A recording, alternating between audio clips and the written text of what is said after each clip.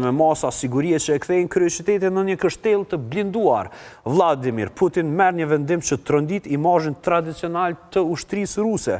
Parada e krenarisë ruse ajo 9 maj do të mbahet pa armët e saj më të rënda, nga simbol force në simbol pasigurie se çfarë po ndodh realisht në zemër të Rusisë, gjithashtu në kanalin e Hormuzit, por nuk do ta anashkalojmë as çështjen e Izraelit, krejt këtu shumë shpejt i përmbledh me një super panel ku të ftuar në studio kemi mikun e emisionit ton, zotrin Melazim Koci. Kënaqësi të jesh me ne, zotrin Koci. Faleminderit ftesën. Për herë të parë në studion tona bashkangjitet zonja Eugina Sotiri. Zonja Sotiri, gjithmonë kënaqësi t'ju kemi në Kosova Today, por special kur jeni në studio. Patjetër, kënaqësi. Në lidhje direkte, pra e kemi zonjën Ita Gani nga Izraeli. Zonja Gani, kënaqësi t'ju kemi në Kosova Today. Përshëndetje, gjithashtu dhe unë. Do ta kemi edhe një panelist tjetër të cilin e përshëndes në momentin që inkuadrohet, por bisedën do ta filloja këtu në studio me zonjën Eugina, me se e kemi për herë të parë në studio. Zonja Sotirin, këndvështrimin tënë, si e shikon këtë taktizim të Putinit? Është ky taktizim, apo është një rrezik real nga dronet e Ukrainës, shfaqja e potencialit të tij kryesor të armatimit në paradën? Unë do ta shikoja si një ndryshim, le të themi, në fushën e lojës mes luftës Rusi-Ukrainë. Deri më tani kemi parë një Ukrainë të dobët, ku ka patur vrasje masive, nga ana tjetër kemi patur edhe zbarkime apo ikje të popullatës ose të ushtarëve. Megjithatë, në këtë moment shohim një rifuqizim të Ukrainës dhe një element tepër të rëndësishëm në luftën e gjeneratës së re, që është pikërisht kapaciteti i dronëve apo edhe i raketave, ku avantazhi strategjik nuk është fortifikimi i madh, por pikërisht ngritja dhe ndërtimi i këtyre dronëve me pak para, pra me një buxhet të ulët, gjë e cila e balancon këtë fuqinë apo makinerinë e madhe ruse. Dhe e gjendur në këtë disbalancim në këtë moment e Rusia, duket sikur Putin po fillon të japi shenjat e para të një është shumë e madhe të themi një friksimi ndaj Ukrainës, megjithatë janë shenjat e para të një destabiliteti brenda në Rusi. Dhe nga ana tjetër duhet parë pak edhe ky lajmi, nëse është zyrtar apo jo, që kemi tentativa, pra atentate dhe ndaj Putin, dhe duket qartë që është në një pozitë pak më të friguar. Kemi tentime të ndryshme, edhe pse nuk është bërë asnjë gjë prezente apo zyrtare në këtë momente, por ka njoftime dhe lajme të herpasershme që vijnë nga ai front lufte.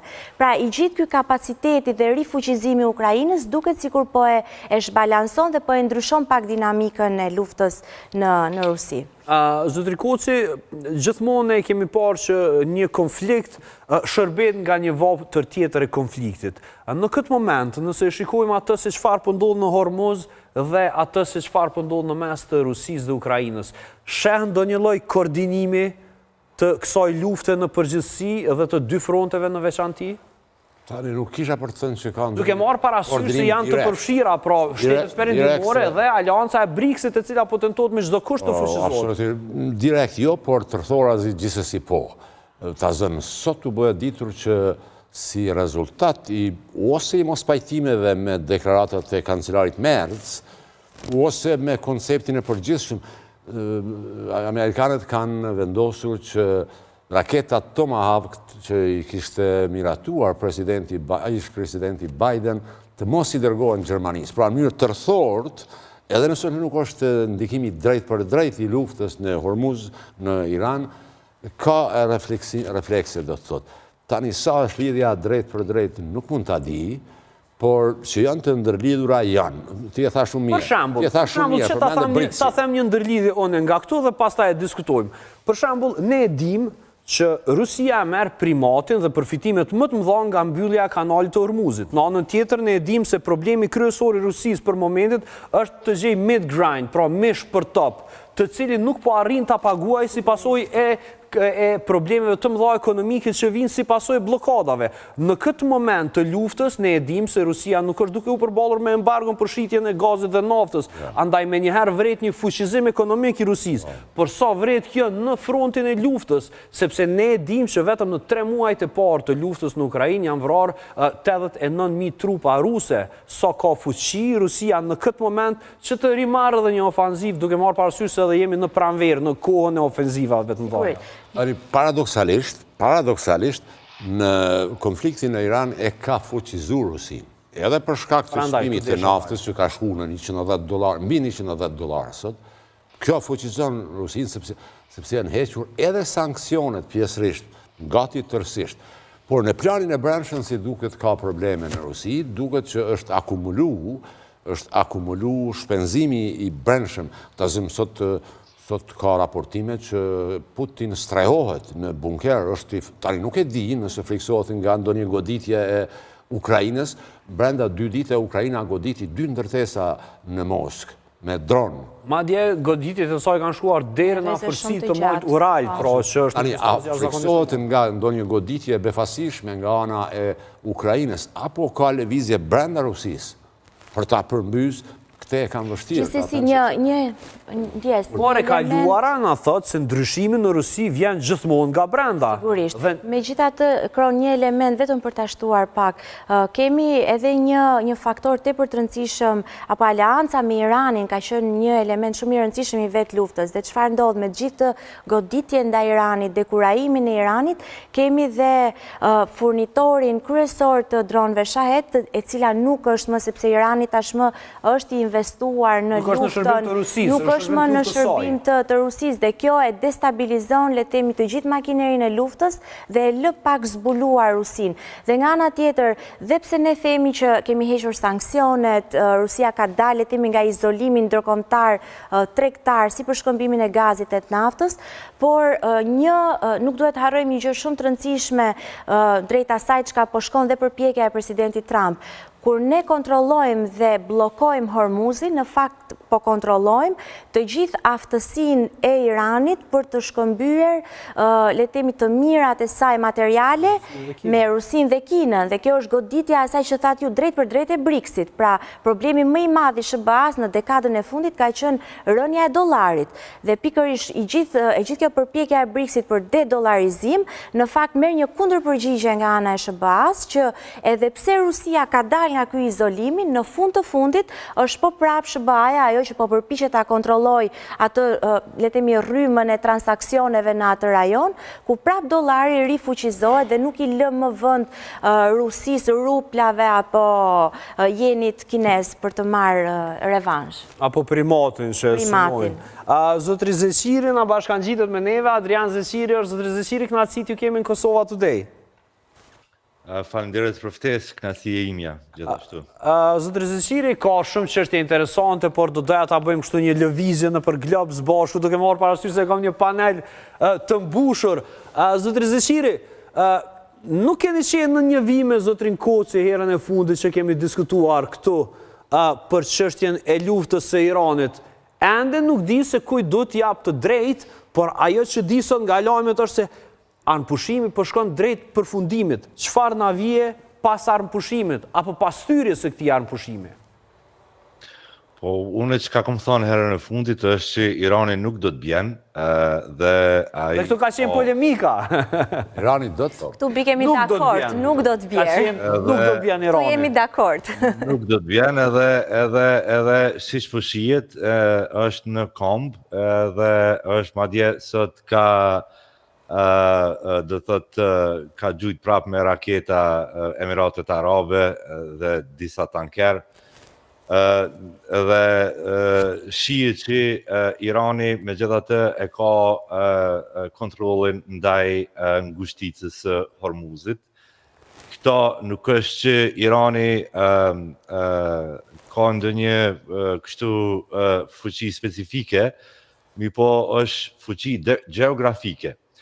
Unë e kum thënë edhe më herët që Irani mbrohet prej maleve, vargmaleve që i ka gjithandej kufirit vet. Po. Njësoj që është mbrojt Shqipnia me kohën e Enverit. Po. Jo vetëm kohën e Enverit, edhe në kohë tjera, edhe në kohën e Turqisë. Mas shumë të në kohën e Skënderbeut. Gjeografia lun rol të jashtëzakonshëm në gjeopolitikën e një shteti. Dhe Irani është një shtet jashtëzakonisht i madh, është sa krejt Evropa perëndimore, dhe e ka një mburoj natyrore të tillë që është vështirë i penetrueshëm. Nuk është rrafshin, shkretin që është Iraku apo vendet tjera të Xhirit Persik. Do të thotë jemi të folë për Alpe, për male. Po këtë çështje kemi diskutuar, do doja të fokusohesha nga ardhmja. Çfarë sheh pas prishjes së këtij armëpushimi? Une parashikoj që do të ketë edhe një tentim të radhës prej koalicionit të Shebave dhe Izraelit për një goditje të fundit ndaj Iranit, ku do të goditen qendrat ndryshme, ku do të përdoren edhe armë të reja, janë dikunja disa raketa Dark Star, për mdokët. Pra, Amerika dhe Izraeli fusin në përdorim arsenalin e ri të armëve. Po, janë do raketa eksperimentale hipersonike për herë të parë që i ka bo Amerika. Raketat hipersonike nuk është ndonjë armë magjike që do të krijojë ndryshim. Unë mendoj se edhe pas kësaj radhe, ku do të goditet prap Irani prap do të kundërvihet me goditje ndaj Izraelit, sidomos ndaj shteteve arabe të Xhirit Persik, e këtu para së gjithash është Kuvajti, Bahrein, edhe është Emiratet e Bashkuara Arabe. Të cilat vetëm i ka synuar, por kur ndalemi në këtë pikë, zot Rezecili, sepse dua ta zgjeroj pak çështjen e debatit, do të ndalem tek zonja Gani. Zonja Gani, kënaqësit ju kemi edhe një herë. Zonja Gani na lajmërohet nga Izraeli. Realisht cila është gjendja atje? Ka filluar ndonjë sulm ajror në Izrael dhe cilat janë rekomandimet të cilat ADF-ja dhe portalet të ndryshme të cilat i keni në WhatsApp, në aplikacion WhatsApp, po a japin aktualisht? Patjetër. Në Izrael, natyrisht, dhe situata në Izrael është, do me të nosh në gabishmëri, për së gjuajti që mund të kryej Irani, sepse dihet që Irani, topi, si me thënë, është në dorën e Iranit. Si po e luan, si e filloj këtë luft. Dhe natyrisht, Izraeli është qendra kryesore e Iranit për të goditur. Dhe Izraeli ka marrë të gjitha masat, edhe në qoftë se do të filloj kjo luftë që mendoj që do të jetë luftë më e vështirë se sa e para. Por natyrisht Izraeli është në bashkëpunim me Amerikën dhe nga momenti që presidenti Trump do të marrë një vendim të tij, do me thënë që do vazhdoj luftën apo do vazhdoj rrugën diplomatike, natyrisht që Izraeli është pjesëmarrës. Dhe kjo luftë nuk do t'jetë lufta e parë, natyrisht se tha dhe shoku parafolës që do t'jetë në pika të ndryshme, në qendra shumë më të forta dhe të rrezikshme për Iranin. Ashtu siç e dim që dhe gjendja ekonomike e tij, bllokada ekonomike që po i bëhet Iranit. Do me thënë, gjendja shumë e vështirë në atë shtet, si nga ana shtetërore, si nga ana ekonomike, si nga ana ushtarake, sepse është një blokad shumë të madhe, dhe natyrisht gjuajtja që filloi dje në Emirate tregon edhe dobësinë e tij, sepse në qoftë se është kaq i fortë edhe do me thonë që mund të matet përsëri me një Amerikë të fuqishme, sepse dua të theksoj që Irani në luftën e tij ka treguar që nuk ka luftë ajrore, dhe natyrisht lufta ajrore e Izraelit dhe Amerikës është shumë më e fortë që mund të sjellë dëme shumë të mëdha, që mund të jetë një Iran të shkatruar, mund të them, dhe kjo tregon dhe rënien e tij. Natyrisht do të jetë një dhimbje shumë e madhe për atë shtet. Pra ju besoni se do të bie Irani kaq shpejt? E mendoni një përfundim të luftës me një perandori si ajo Persia e shkatruar? Unë mendoj që unë që tashi mund të them që Irani është pa një shtet, pa një qeveri, mund të them, një qeveri e shkatruar, por ajo që mban Irani dhe që vepron për të treguar, do me thënë atë egon e tij që unë ekzistoj. Por ama kujt po i gjuan Irani faktikisht? Po i gjuan Emirateve. Nuk po fillon luftën me Amerikën atë që i sjell rrezikun në shtetin e tij. Po i sulmon bazat amerikane, anën banë, dhe ne e dim se Irani, përveç sulmit të bazave amerikane, ishte shumë e qartë edhe gjatë bisedimeve, pra në një pikë, që Amerika do duhet t'i largonte bazat nga ajo pjesë e lindjes së mesme. A mund të jetësohet një kërkesë e tillë? Kro, nëse më lejon, gjithmonë analizat e mia përpiqem të mos jem partizane apo të bëjmë tifo për njërën palë. Tu ja pak informacion për Kosova Today. Ne këtu në këtë studio kemi këndvështrimin e partizanit, të analistit, të diplomatit, që ta japim një diverzitet me ndime. Po flas për qëndrimin tim dhe e bëj pak si parantez. Ajo që ne bëjmë ndonjëherë gabim në analizë është fakti që ne e krahasojmë le të themi fuqinë e Iranit me fuqinë që kemi ne si koncept perëndimor. Gabimi më i madh mendoj në nënvlerësimin që i bëhet Iranit është pikërisht që dekapitimi i liderit sjell rënien e Iranit. Goditja e sajteve bërthamore sjell rënien e Iranit. Që nuk ndodhe ashtu. Po flasim për një nga perandorit më të vjetra, qytetërimet më të vjetra, që deri në ditët e sotme që ne flasim, ka ditur të shtresëzojë dhe të krijojë një mozaik sistemik për të mbajtur pushtetin.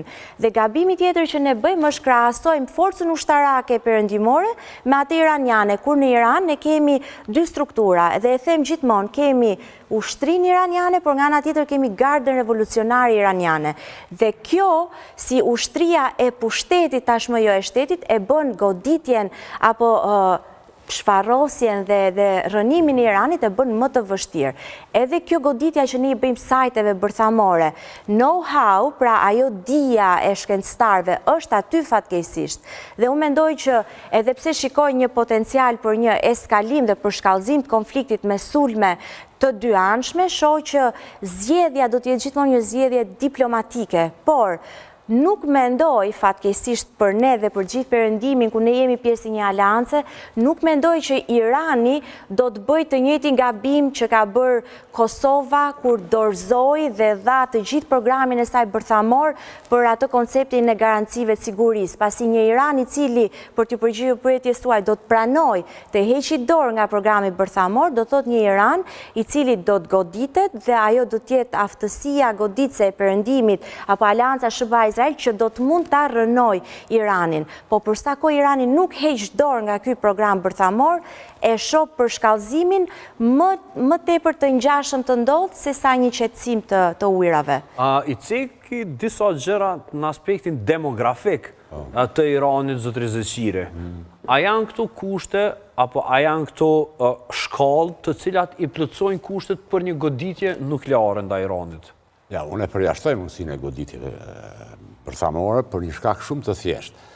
Nëse do të ketë goditje bërthamore ndaj Iranit, Izraeli mund të lëndohet rënd, sepse me raketat nga Irani mund të goditen reaktorët bërthamor brenda Izraelit, pra dhe unë mundësinë e goditjeve bërthamore. Pra ju thoni se Irani i kurseu reaktorët bërthamor deri në këtë pikë të luftës, reaktorët Izraelit? Normalisht, sepse do të goditej pastaj deri në ferrë. Ska fitues. Absolutisht.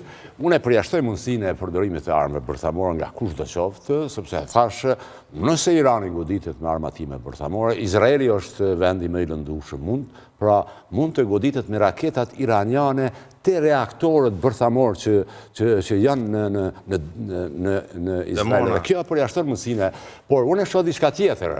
Unë e pajtohem me zonin nga Izraeli, që zonja Nita. Që praktikisht nëse e sublimoj çfarë tha që Irani nuk ka gjasa në ballafaqim me Shtetet e Bashkuara, dhe unë pajtohem me atë, është diçka tjetër që Shtetet e Bashkuara dhe Izraeli nuk janë duke shfrytëzuar potencialin që e kanë. Është mashtrim optik, është propagandë, kjo se gjoja Amerika pas ka shfrytëzu potencialin, nuk i kanë shfrytëzu. Nuk e di sa përqind është shfrytëzu potenciali i armëve. Pse ju lënë të mendojnë, sepse zotëri Koci, si një laik i kësaj çështje, më duket sikur po thoni Amerika s'po lufton seriozisht. Jo, ka luftës merret seriozisht. Sidomos nga një kundërshtar i cili është i aftë ta godas krejt rrethinën e tij.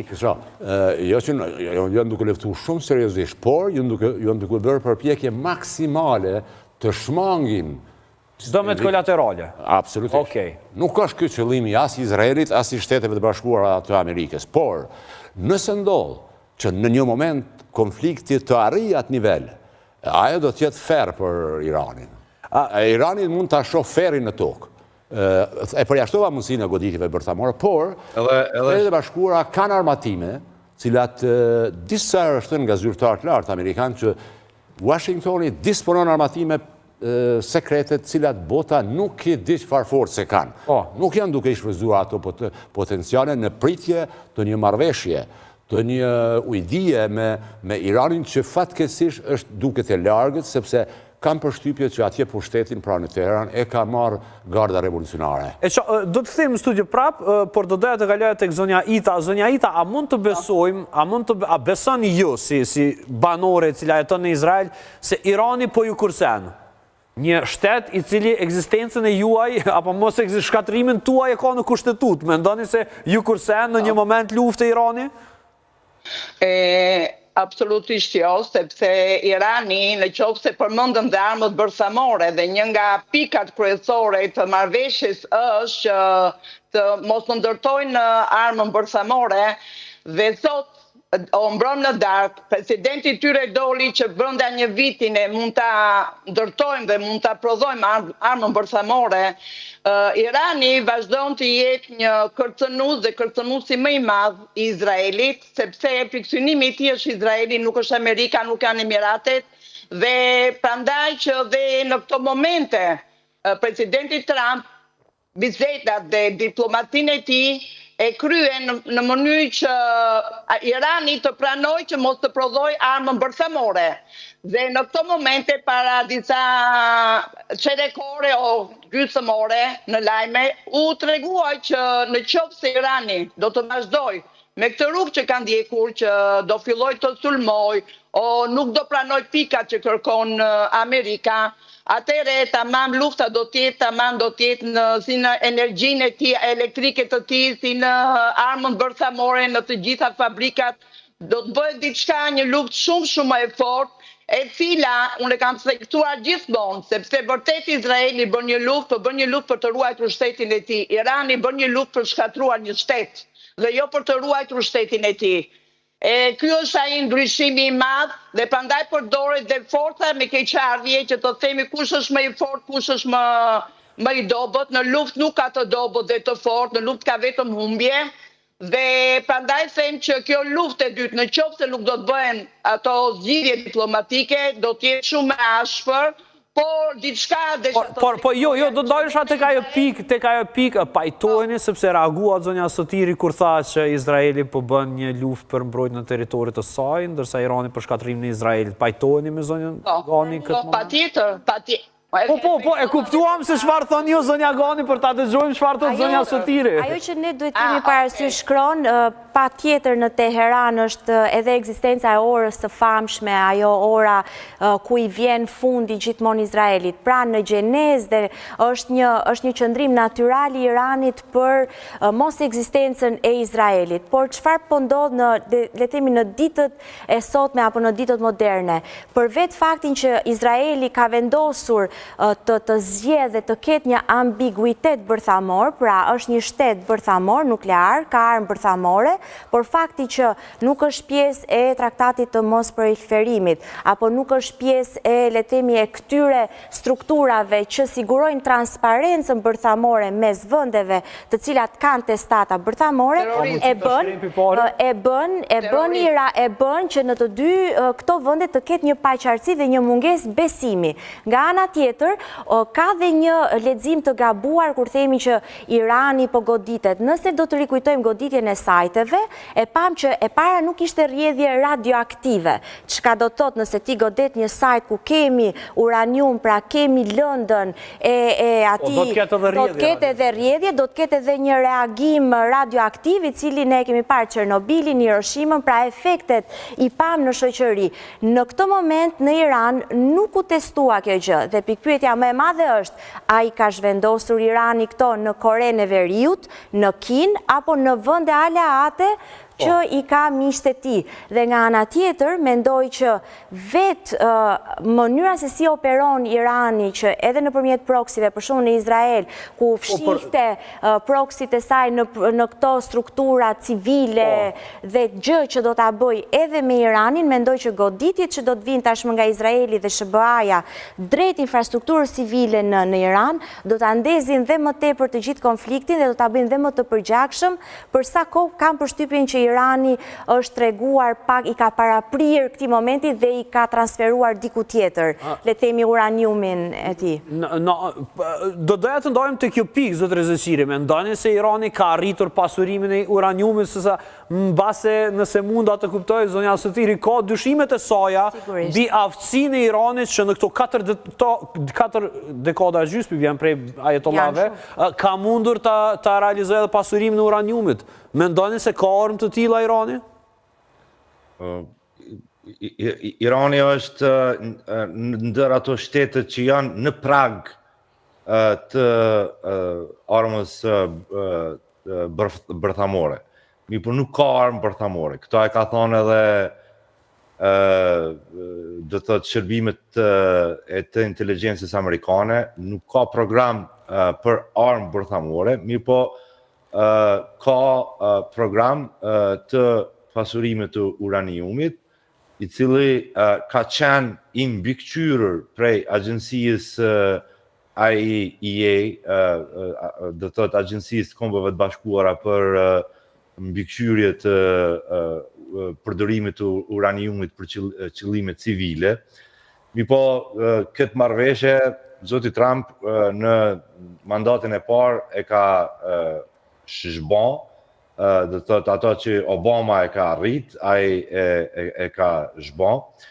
Dhe thot, këtu jemi. Dëgjo, do të ketë edhe një sulm në Iran, ky sulm do të dështon, sikur që kanë dështu edhe sulme tjera, do të ketë targetime ma shumë të infrastrukturës civile. Çka do të bën Irani është do të targeton gjithashtu infrastrukturën civile, sidomos të energjisë, në shtetet arabe të Xhirit Persik. Duke përfshi këtu edhe do të thotë dhe do të ketë një shkatërrim total të infrastrukturës për prodhimin e energjisë, edhe të gazit natyror. Por zotri, kam edhe një pyetje me juve. Ota të futet në një depresion ekonomik, kja do tjetë e vetmja. Irani mundet me atë niveli i durimit edhe i përmbajtjes dhimbjes tek Irani edhe tek popullata e Iranit është jashtëzakonisht i madh. Do të thotë sikur në tek Afganistan. 20 vjet janë bombardu poshtë e lart, edhe në fund nuk janë ndërzu. Do të thotë jemi të folë për njerëz të cilët e kuptojnë luftën si çështje ekzistenciale tyne. Nuk jemi të folë për njerëz normal që nuk i bën bojleri me ujë të nxehtë edhe shkojnë ankohen. Edhe normalisht për njerëz të papushtuar paraprakisht, diçka që është e rëndësishme, memoria kolektive, kultura. Do të thotë janë të paimagjinueshme për shkak të interesit nacional tyne. Do thotë kjo është.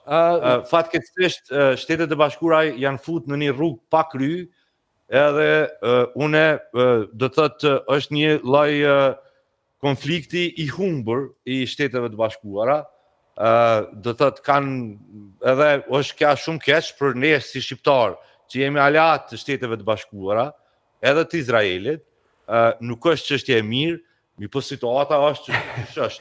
Zotri Rezeciri, po besoj se me juve dhe zonjën Ita do ta kemë rastin të diskutojmë edhe në të ardhmen, ishte shumë kënaqësi ju pas Kosova Today dhe do doja që në këtë pjesë të emision të ju kisha krejt në studio, por gjithsesi faleminderit që ishte me lidhje direkte. Ju lutem, ju lutem. Do t'i kemi edhe disa minuta të diskutojmë për çështjen e BRICS-it. Pse të paktën në shikim të parë shihen si shtete që veprojnë në mënyrë autonome, por çfarë ndodh në realitet në prapaskenë, zotri Koci? Në prapaskenë rreth BRICS-it është e qartë. Përpjekja marrëveshjet e tyre të fshehta për ta nxjerrë petrodollarin nga përdorimi është sfidim i Shteteve të Bashkuara, sfidim i rolit pris. Ajo është çështja kryesore. Unë mendoj që një nga motivet ndoshta kryesore të kësaj lufte është pikërisht kjo. Sepse nuk është rasti që fillimisht të godit Venezuela. Venezuela nuk prodhon shumë naftë, por ka rezervat më të mëdha të botës me naftë. Do të godit fillimisht Maduro, tani Irani. Pra, Nëse shikon është goditur BRICS e realisht, se nga fillimi i Venezuelës u goditën BRICS. Pikat më sfiduse të, normalisht që në atë goditjet BRICS-it nuk mund të godasësh Kinën ose Rusinë, sepse janë figura të mëdha shahu. Godet Venezuelën, e godet Iranin, tani unë nuk është këtu Ardiani, por nuk ka lidhje, besoj nuk më i dërova, sepse unë kam konsiderat ndaj tij, po nuk ka asnjë gjasë që Irani mund të qëndrojë edhe një kohë pak më të gjatë, një vit, dy, por në ballafaqim me Shtetet e Bashkuara nuk e ka asnjë gjasë. Absolutisht asnjë gjasë nuk ka të teknologjia e armatimit amerikan e kombinuar me inteligjencën artificiale, ballafaqimin e bëjnë të pabarabartë. Është diçka tjetër, ai ka drejt kur thotë që Irani është i papushtueshëm në aspektin e forcave toksore. Kjo qëndron. Duhen 1 milion. Pra, nuk po flasim për një luftë ku mund të ketë pushtim, po flasim për një luftë ku mund të ketë mposhtje, dorëzim dhe pastaj marrëveshje të re. Mendoj që kemi kjo luftë do të zgjatë. Do të zgjatë shumë. Do të zgjatë shumë vetëm nëse më lejohet të nisë. Kemi të bëjmë me, besoj që Irani do të gjunizohet në rrafshin ekonomik. Tazim aktualisht, nëse blokada amerikane kompletohet, pra në përmasat 100%, Irani në ditë humbë 430 milion dolar, që i bje 13 miliard në muaj. 13 miliard dolar në muaj. Kjo është shumë cilën Irani mund të përballoj një muaj, 2, 3, po jo në periudhë 2-3 vjeçare, sepse do të ishte katastrofë ekonomike. Dhe unë mendoj që kjo, Amerikanët në këtë formë do të gjunjëzojnë Iranin, është diçka tjetër që Presidenti Trump është në cajtnot kohor. Për shkak të zgjedhjeve në 3 nëntor, zgjedhjeve për Kongresin. Që do t'jenë jashtëzakonisht të rëndësishme për mbarvajtjen e krejt luftës në botë, nuk po e qartësoj për shembull në Iran. Por një çështje që më intereson base për arsye se me fillimin e luftës kam qenë në Ukrainë dhe është një sentiment që e kam kultivuar prej atëherë dhe më intereson të di se çfarë do ndodh tash me Ukrainën. E favorizon Rusin situata aktuale në deportimin e saj, nëse mendojmë në aspektin logjik, por nëse shohim në aspektin e terenit, e shohim që ka një tërheqje të rusëve, pra leqe kanë dalë avansimin përpara, por kanë filluar edhe tërheqjen mbrapa. Në anën tjetër është Vladimir Putin, ai i cili nuk po arrin ta mobilizojë ushtrinë, por që paralajmëron katastrofë në qoftë se trupat e bashkuara të Amerikës, kombësëria do të tentojnë futjen në Iran. Në këto momente kemi një mjegullnaj të luftës në Ukrainë, po shikojmë që Putin po mundohet të diversifikojë burimet e tij financiare dhe ato të sigurisë. Kemi një vëmendje të shtuar tashmë të Putin, por po aq edhe të Kinës dhe të Indisë në Arktik, pra është një përpjekje për gjetjen dhe krijimin e rrugëve të reja të shkëmbimit tregtar në mënyrë që varësia që edhe vetë Rusia ka qoftë nga ngushtica Hormuzit apo kanali Suezit të ulet pak dhe t'i japi një frymarrje Rusisë. Nga ana tjetër, dalja nga këto sanksionet dhe izolimi ndërkombëtar janë më të favorshme për vetë Rusin, pasi e ka më të lehtë për të tregtuar, le të themi, të mirat e saj energjetike. Megjithatë, unë shikoj që më tepër do të jetë vullnet i palëve dhe do të jetë një moment kthimi nëse vetë aleatët europian të NATO-s nuk do ta furnizojnë më tepër këtë makineri lufte. Asnjëherë nuk do të harrojmë që personi i cili bënte veton shkoi. Sigurisht, iku. Megjithatë, kemi disa lider, Slovakia po aq, Polonia po aq, Tusk, madje Polonia është çfarë thot Amerika, ne e dimë shkimin e forcave nga Gjermania, po e bën tash në Poloni. Dhe këtu doja të dilja, pra ashtu sigur kemi një reduktim të forcës ushtarake ruse, po kemi dhe një balancim me dashje apo jo, po fatkeqësisht që po bën Trumpi, siç do të jetë rasti nëse do të tërhiqen 5000 trupa nga Gjermania, unë mendoj se kjo është një dhuratë shumë e mirë për Rusinë, sepse i hap oreksin Rusisë për të bërë atë revanshin e saj. Po çfarë dallimi bëjnë për Rusinë 5000 trupa amerikane për një ushtri e cila i humb në muaj diku 30.000 ushtarë në një? Nuk po flasim në krahasim numrash, nuk kemi në nivel numerik. Sepse nëse shikojmë edhe tek çështja e ushtrisë ruse, problemi i ushtrisë ukrainase dhe ruse është se të dyja ushtrit kam humbur edhe ushtarët e tyre më të mirë, ata me përvojë që kanë qenë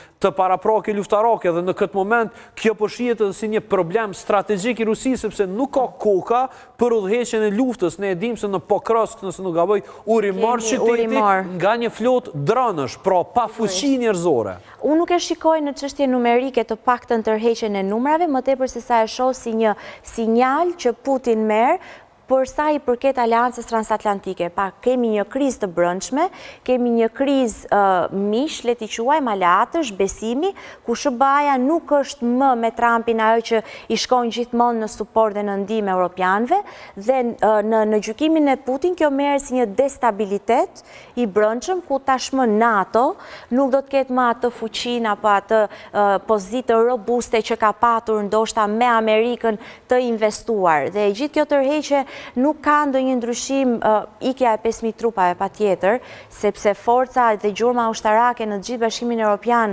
nëpërmjet NATO-s është robuste, megjithatë vetë këto retorikat antagoniste që Trumpi ka si me Francën, me Gjermaninë, me Italinë së fundmi, si dhe me Spanjën, në fakt tregojnë për një krizë të thellë strukturore të vetë aleancës, ku shpeshherë bëhet pikpyetja nëse ju do të na vini në ndihmë dhe nuk jeni pra nesh në Ormuz, atëherë pse SBA-ja do duhet të jetë në krah të Europës?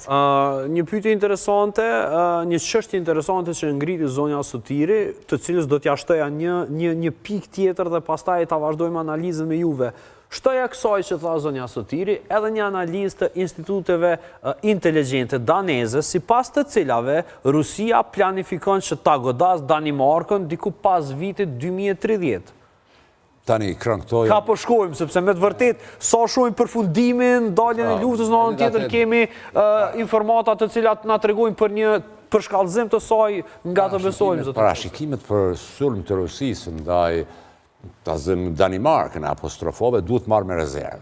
Unë mendoj që shpesh janë në funksion të mobilizimit të potencialeve të brendshme në Evropë, pra të shpenzimeve më të mëdha. Ato duhet të arsyetohen disi, dhe arsyetimi më i lehtë është nëse u thua qytetarëve në Evropën perëndimore që jemi të rrezikuar, nëse Rusia mund të na sulmojë, prandaj ju duhet të sakrifikoni përqindja e shpenzimeve për armatime duhet të shtohet. Përndryshe, nuk e besoj që kjo çfarë duke ndodhur në raportet Bruxelles-Washington shton gjasat e ndonjë sulmi të Rusisë ndaj ndonjë vendi evropian. Pse e them? Sepse ajo lëvizje e trupave amerikane do të 85 janë aktualisht. Do të lëvizin nga Gjermania, Franca, Italia dhe Spanja, por nuk do të dalin jashtë Evropës. Pra kemi dislokim tyre. Dislokim, do të jetë ripozicionim. Do të ripozicionohen në Poloni, vendet Baltike, Rumania është apostrofu, madje përmendet edhe Evropa juglindore. Unë nuk e përjashtoj mundësinë që një pjesë e tyre, numër simbolik ose më i madh, të vendosen edhe në Shqipëri ose Kosovë. Po e bëj... Nuk ka asgjë zyrtare, por nuk e përjashtoj... Pra trupat të reja mund të vinë në Kosovë dhe në Shqipëri. Nuk e përjashtoj. Në këtë ripozicionim të madh të trupave amerikane, është evidente që amerikanët janë duke u pozicionu në vendet që kanë disponim pro-amerikan. Dhe pozicionim më pro-amerikan se Kosova dhe Shqipëria nuk ka krahas Polonisë, nuk ka. Kemi ende pozicionim politik pro-amerikan edhe në momentin që... Një sondazh që u bë para pak kohe. Popullor, politike ka vjallë. Zori Kosovën të parë në botë, madje para Izraelit, me disponim pro-amerikan. Qësesi nuk është vetëm disponimi politik, por është edhe një, kemi edhe një raport, sa më pak kemi forcën ushtarake të SBA-s dhe të NATO-s, aq më shumë rritet FSK-ja, pra kemi dhe një proporcion ushtarak që duhet ruajtur, dhe jo domosdoshmërisht është e nevojshme në Kosovë tash që të kemi... është proporcional zavendësimi kokë për kokë i një ushtare amerikane? Kokë nuk është, por është një proces të cilin Kosova do të duhet ta kaloj, duhet i nënshtrohet, dhe sa më shumë ulet gjurma, aq më shumë është tregues që FSK-ja po merr formën që do duhet të ketë ushtria e një kombi. Po, zotri Koci, sepse kam edhe, shumë shpejt i lutem jemi krejnë fund, do doja t'ju ngrej një pusi kështë, sepse ka zëtarjeme. Në fund, po dua t'ju pyes diçka që nuk i kemi pas planin me bisedu, më intereson zotri Koci kur s'kom vetë për politikën vendore. E kam vetëm një pyetje për të dy nga politika vendore, po thot ekskluzive, LDK sot shqyrton bashkëpunimin me listën e Vjosa Osmanit për zgjedhjet e 7 qershorit.